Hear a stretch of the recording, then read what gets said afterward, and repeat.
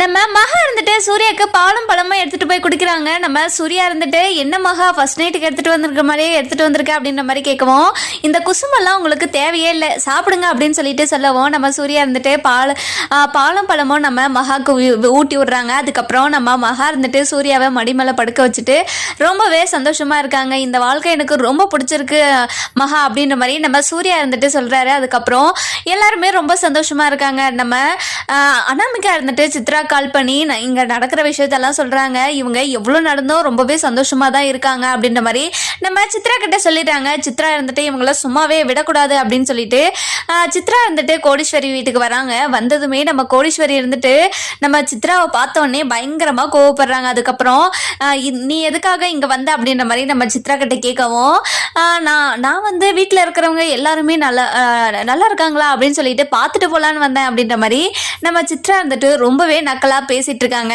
நம்ம கோடீஸ்வரி இருந்துட்டு நம்ம சித்ரா கிட்ட இங்கே பாரு எல்லாம் ரொம்ப சூப்பராக இருக்கும், நீங்கள் நல்லா இருக்கீங்களா அப்படின்ற மாதிரி நம்ம கோடீஸ்வரி இருந்துட்டு அவங்களுக்கு மேலே ரொம்பவே காமெடியாக பேசிகிட்டு இருக்காங்க. அதுக்கப்புறம் நம்ம சித்ரா இருந்துட்டு என்ன இவங்க கஷ்டப்படுவாங்கன்னு பார்த்தா ரொம்பவே சந்தோஷமாக இருக்காங்களே, இவங்களை ஏதாச்சும் பண்ணி இவங்க நிம்மதியெல்லாம் கெடுக்கணும் அப்படின்னு சொல்லிட்டு நம்ம சித்ரா இருந்துட்டு மனசுக்குள்ளே நினச்சிட்டு இருக்காங்க. அதுக்கப்புறம் நம்ம கோடீஸ்வரி இருந்துட்டு எங்களை எப்படி கஷ்டப்படுத்துறதுன்னு யோசிச்சுட்டு இருக்கியா அப்படின்ற மாதிரி நம்ம சித்ரா கிட்ட கேட்கவும், சித்ரா இருந்துட்டு ஆடி போயிடுறாங்க. என்ன நம்ம மனசுல நினைக்கிறதெல்லாம் அப்படியே சொல்றாளே அப்படின்னு சொல்லிட்டு மனசுலேயே நினைச்சிட்டு இருக்காங்க. அதுக்கப்புறம் இங்க பாரு, உன்னெல்லாம் பார்க்க வரல, வீட்டில் இருக்கிறவங்க எல்லாம் எப்படி இருக்காங்கன்னு சொல்லிட்டு தான் பார்க்க வந்தேன், நான் பார்த்துட்டேன், கிளம்புறேன் அப்படின்னு சொல்லிட்டு நம்ம சித்ரா இருந்துட்டு கிளம்புவோம். நில்ல எதுக்காக வந்தீங்க, எதுக்காக போறீங்க, வாங்க சாப்பிட்டு போவீங்க, வாங்க ராஜ மரியாதை கொடுக்குறேன் வாங்க அப்படின்னு சொல்லிட்டு நம்ம கோடீஸ்வரி இருந்துட்டு சித்ராவை வந்து பயங்கரமா கலாய்க்கிறாங்க. அதுக்கப்புறம் இதெல்லாம் பார்த்த நம்ம பிரபாவும் ஐஸ்வர்யாவும் ரொம்பவே சிரிக்கிறாங்க. அதுக்கப்புறம் நம்ம கோடீஸ்வரிக்கு ரொம்பவே வருத்தமாயிடுது, என்ன நம்மளா வந்து வம்புல மாட்டிக்கிட்டோமே அப்படின்னு சொல்லிட்டு யோசிச்சுட்டு இருக்காங்க.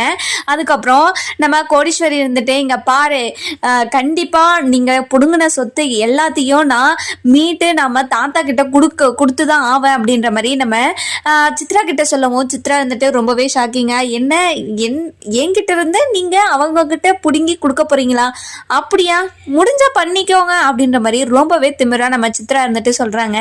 அதுக்கப்புறம் நம்ம மகா இருந்துட்டு ரொம்ப கோவப்படுறாங்க.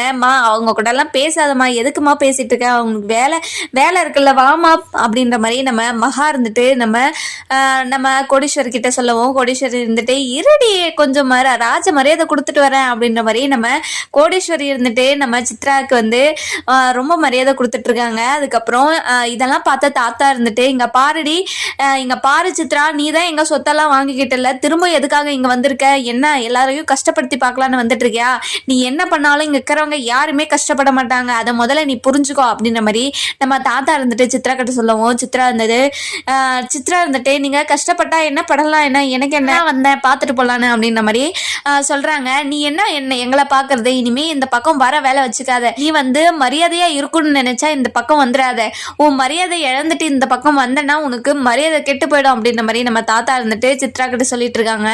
அதுக்கப்புறம் நம்ம சித்ரா இருந்துட்டு ரொம்பவே அவமானப்பட்டு போயிடுறாங்க. அதுக்கப்புறம் அனாமிகா கால் பண்ணி, அனாமிகா நீ தான் அந்த குடும்பத்துல இருக்கிறவங்கள ஆட்டி படைக்கணும் அப்படின்ற மாதிரி நம்ம அனாமிகா கால் பண்ணி சொல்றாங்க.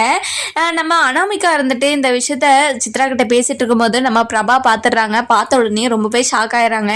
அதுக்கப்புறம் நம்ம கோடீஸ்வரி இருந்துட்டு நம்ம சித்ராவையும் கௌதமியும் சும்மாவே விடக்கூடாது அப்படின்னு சொல்லிட்டு ரொம்பவே வெறியா இருக்காங்க. அதுக்கப்புறம் என்ன, நம்ம கௌதமும் சித்ராவும் பார்ட்டிக்கு ரெடி ஆயிட்டு இருக்காங்க.